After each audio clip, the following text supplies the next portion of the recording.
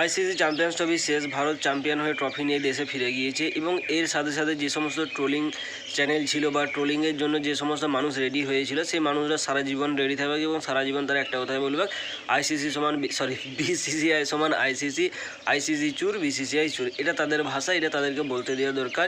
কিন্তু এরই মাঝে আইসিসি তাদের team of the tournament announce করে দিয়েছে এবং এই টিম অফ দ্য টুর্নামেন্ট যদি আমরা দেখি এইটা কিন্তু অনেক দেশকে হতাশ করবে, কারণ এখানে ইংল্যান্ড, অস্ট্রেলিয়া, পাকিস্তান, বাংলাদেশ এবং সাউথ আফ্রিকা, এইখান থেকে কোনো প্লেয়ারকে কিন্তু আমরা দেখতে পাচ্ছি না।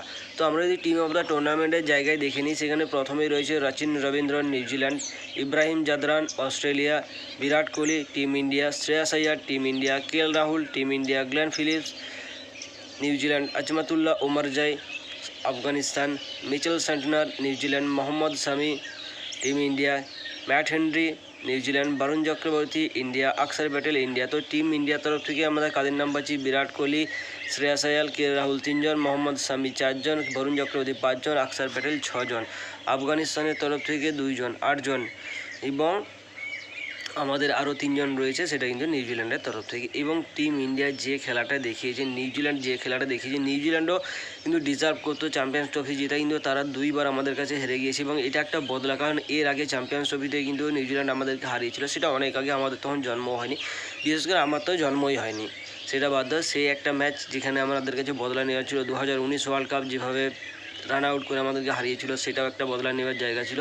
আমরা নিউজিল্যান্ডের কাছে হেরেছি, নকআউট পর্যায়ে নিউজিল্যান্ড আমাদের বারবার হারিয়েছে এবং নিউজিল্যান্ড একটা ডিজার্ভিং টিম ছিল, কারণ নিউজিল্যান্ডের তরফ থেকে উড়ন্ত গ্লেন ফিলিপস, মিচেল সেন্টনারের স্পিন, ম্যাট হেনরির পেস সমস্ত কিছু পারফেক্ট ছিল, কিন্তু ম্যাট হেনরি ঠিক ফাইনালের আগে চোট পেয়ে বাইরে চলে যাওয়াটা আমাদের জন্য সৌভাগ্য। কিন্তু হয়তো ম্যাট হেনরি থাকলে ম্যাচটা আরেকটু টক্কর বা আরেকটু মোকাবেলার হতো, টিম ইন্ডিয়াকে আরেকটু বেশি কষ্ট করতে হতো। কিন্তু যাই হোক, শেষমেশ আমরা চ্যাম্পিয়ন্স ট্রফিতে চ্যাম্পিয়ন্স হয়েছি বা চ্যাম্পিয়নদের চ্যাম্পিয়ন হয়েছি, এটা আমাদের জন্য অনেক কিছু। বাকিবার যদি আমরা বলি, ইংল্যান্ডের তরফ থেকে বেন ডাকেটের যে ইনিংসটা ছিল 150 রানের, জো রুট 100, বাংলাদেশের তরফ থেকে তহিদ হৃদয় অসাধারণ একটা নক, ডেভিড মিলার সাউথ আফ্রিকার তরফ থেকে তাদের লাস্ট সেমিফাইনালের লাস্ট টেস্ট যেভাবে সে 100 করে, অর্থাৎ কিছু প্লেয়ারের নাম ছিল বা কিছু প্লেয়ার ডিজার্ভিং ছিল যারা টিম অফ দ্য টুর্নামেন্টের জায়গায় যেতে পারতো, কিন্তু তাদের এই একটা ম্যাচে পারফরমেন্সের উপর ভিত্তি করে তাদেরকে কী করা হয়েছে বা কী না করা হয়েছে সেটা আইসিসি জানে আর ভগবান জানে।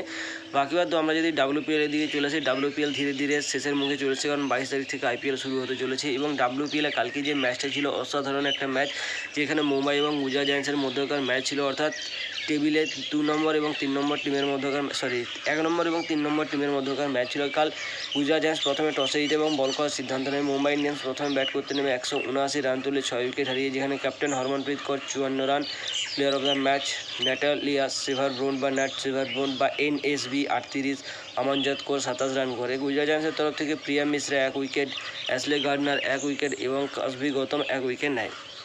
এবং কালকে যেভাবে যে ইনিংসটা খেলেছে গুজরাট জায়ান্টসের তরফ থেকে, ভারতী ফুলমরি অসাধারণ একটা ইনিংসে সম্ভবত 27 বলে 61 রান করে এবং গুজরাটের তরফ থেকে টপ হাইয়েস্ট রান স্কোরার হয় কালকের ম্যাচে। হার্লিন দেওয়াল 24 এবং ফবি লিচফিল্ড 22 রান করে। গুজরাট জায়ান্টস 170 রান করে 10 উইকেট হারিয়ে 20 ওভার খেলে। মুম্বাইয়ের তরফ থেকে অ্যামেলিয়াকে 3 wicket, Hayley Matthews 3 wicket, Shabnim Ismail 2 wicket নেয় এবং প্লেয়ার অফ দ্য ম্যাচ তো হরমনপ্রীত কৌর হয়। 9 রানের ব্যবধানে গুজরাট জায়ান্টস তাদের ম্যাচ হেরেছে এবং অ্যামেলিয়াকের এর আগের ম্যাচে 5 উইকেট হল, কালকের ম্যাচে 3 উইকেট। অ্যামেলিয়াকের একটা বেস্ট বা একটা কী বলবো, তার প্রাইম যে মুভমেন্ট হয় সেই মুভমেন্টের মধ্য দিয়ে যাচ্ছে WPL-এ, কারণ পরপর সে 2টো ম্যাচে 8 উইকেট তুলে নেয় এবং সম্ভবত তার কাছে একটা সুযোগ আছে, তারা যদি ফাইনাল পর্যন্ত পৌঁছায় তাদের মানে পার্পল ক্যাপ হোল্ডার হওয়ার কিন্তু সুবর্ণ সুযোগ রয়েছে অ্যামেলিয়াকের কাছে।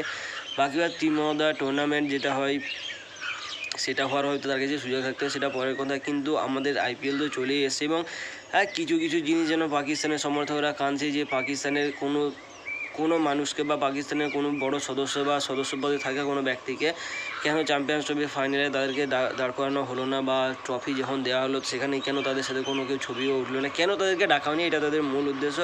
তো সেটা আইসিসি জানে, সেটা জবাব আইসিসি দিতে পারে। বাকি আর আমাদের প্লেয়াররা সুস্থভাবে এবং ট্রফি রোহিত শর্মা একটা মুভমেন্ট হয়েছে প্রেস কনফারেন্সে। রোহিত শর্মা যখন বলে যে আমি রিটায়ারমেন্ট নিচ্ছি না বা কেউ রিটায়ারমেন্ট নিচ্ছি না, সেখানে থেকে চ্যাম্পিয়ন্স ট্রফিটা ভুলে চলে এসেছিলো। মানে এর থেকে বড় কিছু আর হয় যে সে চ্যাম্পিয়ন্স ট্রফি জিতেছে এত কষ্ট করে, সে চ্যাম্পিয়ন্স ট্রফি প্রেস কনফারেন্সেই ভুলে চলে আসে এবং তাকে আবার চ্যাম্পিয়ন্স ট্রফি ফেরত দিতে যেতে হয়। এরকম একজন মানুষ রোহিত শর্মা। তো রোহিত শর্মা ফিরে এসে কিছুদিনের মধ্যেই মুম্বাই একটা প্রদর্শনী হবে, সেখানে চ্যাম্পিয়ন্স ট্রফি সবাইকার মাঝে নিয়ে আসা হবে এবং প্লেয়ারদেরকে পুরস্কৃত করা হবে। তো দেখা যাক সেখানে কী না কী হয়, সেটা একটা পরের কথা। বাকি বাদ আজকের জন্য এতটুকুই।